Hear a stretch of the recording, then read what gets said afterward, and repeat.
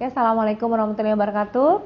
Oke, kali ini teman-teman kita akan bahas tentang stroke ya. Jadi stroke itu untuk kasus-kasus tuh biasanya ada dua jenis stroke yang biasa dialami. Yang pertama adalah stroke hemoragik, yang kedua stroke iskemik. Jadi kalau stroke hemoragik terjadi pendarahan ya yang memperdarahin bagian otak. Karena di situ ada pecah pembuluh darah kapiler di otak ini sehingga terjadi di situ jaringan yang dibasahi oleh darah yang mengalir terus-menerus, itu menyebabkan gangguan. Dan kemudian ada yang terjadi stroke iskemik di mana pembuluh darah menyempit.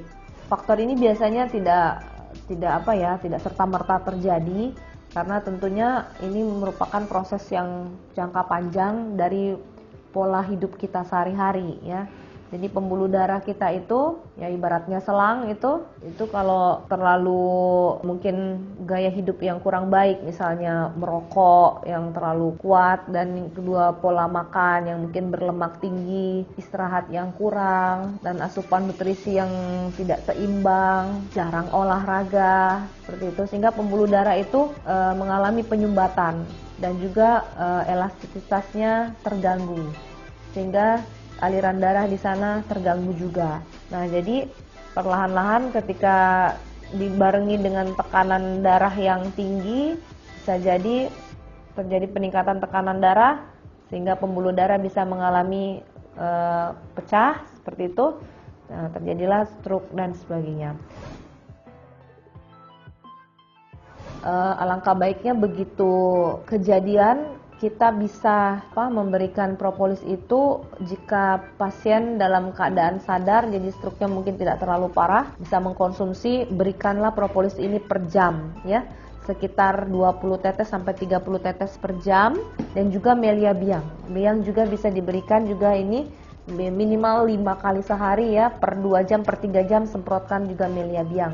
Jadi membantu regenerasi cepat, golden period, perbaikan jaringan di otak kita setelah pasca stroke tadi. Tetapi ketika pasien dalam keadaan tidak sadar, jadi berada di ruang ini, maka stabilkan dulu kondisi pasien. Misalnya beliau dirawat di ruang ICU, tidak sadarkan diri dan sebagainya, maka pasien akan distabilkan dulu kondisinya oleh dokter di ruang ICU, sehingga nanti setelah stabil baru bisa diterapi juga dengan menggunakan mendampingi propolis dengan pengobatan medis ya. Ada kasus yang kemarin itu pasien juga bisa dibantu dengan pemberian propolis lewat maslang ya. Jadi ketika tidak sadar, tidak bisa menelan, maka propolis itu bisa dimasukkan lewat selang yang dipasang dari hidung ke lambung ya. Jadi dimasukkan propolis di sana bersama dengan makanan cairnya. Diharapkan dengan asupan propolis langsung ke tubuh saat lagi drop seperti itu terjadi perbaikan, yaitu diharapkan propolis ini bisa menutrisi kembali daerah di otak kita dan membantu saraf-saraf yang tadinya mungkin terganggu akibat gangguan yang di otak ini akan dibantu untuk dikembalikan fungsinya lagi seperti itu. Jadi mencegah pendarahan lebih lanjut, kemudian mengabsorpsi pendarahan itu, terus kemudian meregenerasi jaringan ya. Propolis ini bekerja secara utuh ya untuk berbagai kasus stroke, jadi mendampingi pengobatan medis. Setelah pasca dia stabil pun propolis kita tetap berikan untuk memperbaiki regenerasi jaringan yang melemah ataupun terganggu akibat stroke. Jadi tetap diteruskan mengkonsumsinya bersama melia biang ya. Dan untuk mencegah jangan sampai ada lagi serangan stroke yang kedua atau ketiga kalinya.